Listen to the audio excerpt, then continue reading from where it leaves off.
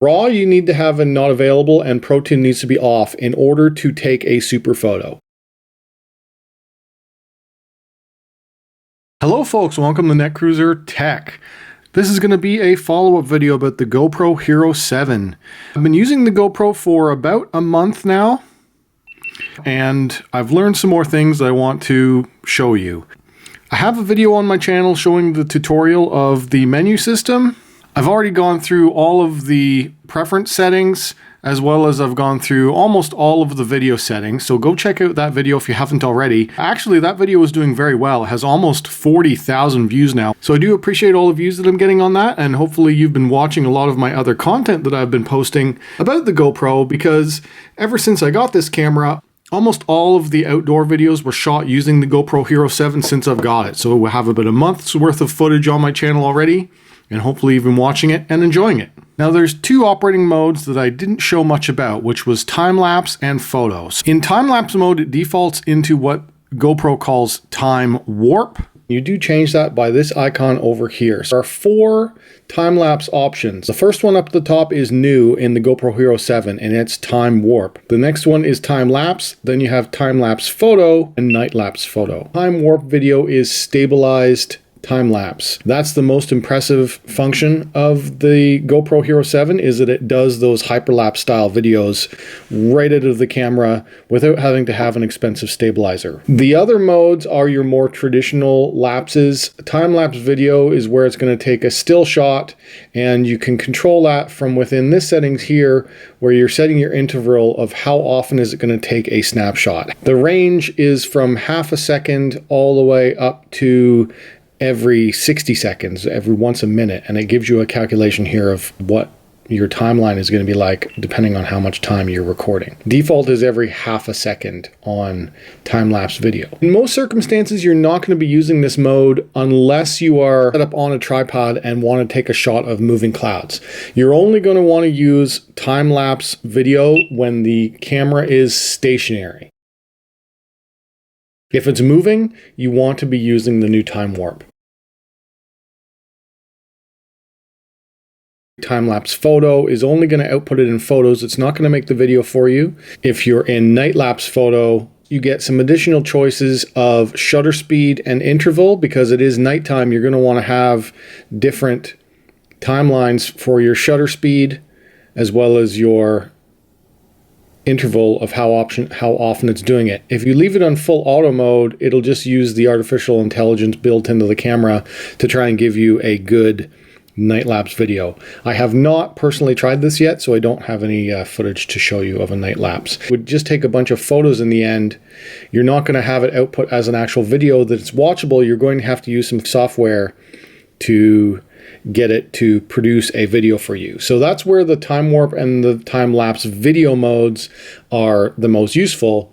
So takeaway from this is you want to use time warp almost all the time. If there's any kind of movement where you're going to be moving the camera around during your lapse, you want to be using time warp. One other interesting thing is that if you have voice control on and you want to be using your voice, whatever mode you're in is what it remembers when you give it the keyword to start. GoPro, start time-lapse. When you're recording on the GoPro, it never shows you, on a Hero 7 anyway, you never get to see what's on the back, what it's doing. So you have to go to the front, and this is indicating that it's in a time warp mode. GoPro, stop time-lapse. Now if I change this to something like a time-lapse photo, GoPro, start time-lapse. You notice this is a little bit different. It's because it's taking photos. The only way to know what mode it's actually in is from the front panel. So you have to make sure that you pay attention to what mode you're in. GoPro, stop time-lapse. So that's a tip that I've noticed. Under most circumstances, you're going to want to leave this on time warp video all the time. And then when you use your command, then it would start a time warp. Time warp is by far the most impressive time-lapse feature in this camera.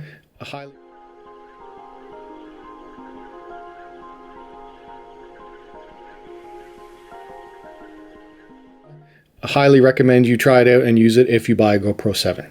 All right, the other thing I want to talk to you about is photo modes, because we didn't really go into anything about photos when I showed my previous tutorial video.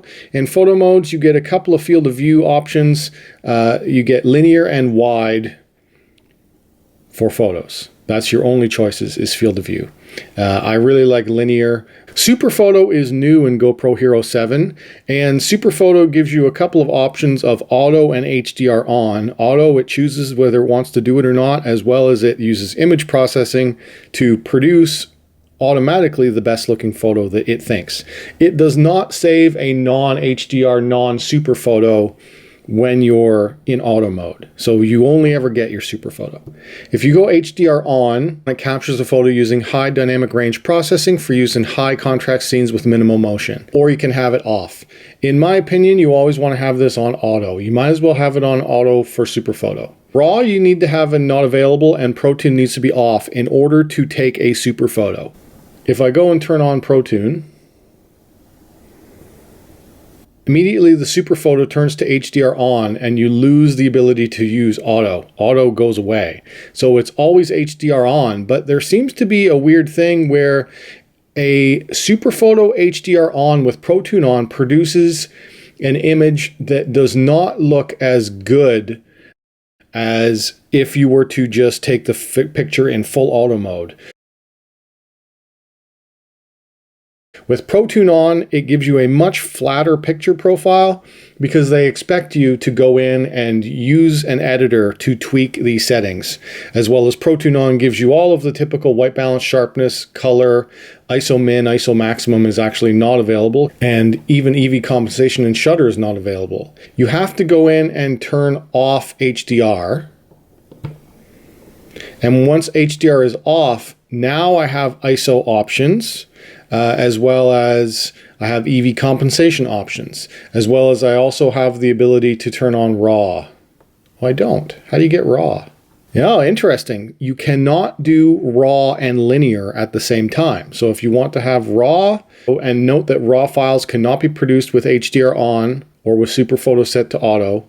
So if we turn this on, Super Photo immediately turns off. You cannot do a RAW HDR photo, as well as you cannot do a RAW photo in linear.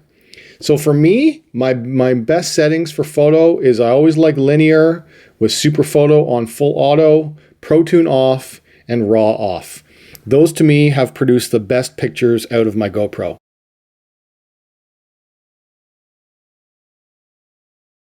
If you're a photography professional, you would be able to get more out of it by turning Protune and RAW on and tweaking it in your photo editor. But for me, I think that this is the better setting for photo. There's one other thing I wanted to mention that I forgot, that I didn't find until much later. As I said, I've been using this camera for about a month. That is for light metering. That is not in any of the menus. You get nothing for light metering. So you tap and hold the screen. Tapping and holding the screen brings up a light meter option with a box, and you can move this around. You can move your metering around. So if I wanted to light meter for the window that's outside, I have to click on the window. Whoops, I locked it. So if I want to meter for the window, I have to lock on that. Default is full auto exposure all the time. And with auto exposure, so if we go into something like a dark setting here, if I click and lock in the darkness, now it will be very much overexposed in the light. So that's how you change that. And it's not something where the setting remembers. Save your mode, take a picture, locked exposure. We get a very slight indication that I have a locked exposure by seeing that box in gray. That shows me that my exposure is locked. If you want to release it, you have to press and hold. Press and hold on the screen to release it, and now we're back into auto exposure mode. And you have to confirm or deny based on that. Also, when you're in photo mode, you do get a digital zoom. Why is my zoom not working? Look at this. Here's a bug. Zoom is not working. Good job. Let me go out of video. Let me go out of photo into video, and we'll see if zoom comes back. Zoom does not seem to be functioning, but you can do it. Also, over here is where you can shoot photo, burst, or night photos, as well as this is a new option in GoPro Hero 7 is you get a photo timer. We get 10 seconds, 3 seconds, or no seconds for limit. As well as for voice control, like I said before, it's based on the settings. GoPro, take a photo. If you enjoyed this, hit that like button. If you're new around here, subscribe. If you want to talk to me, leave a comment down below. And as always, thanks for watching.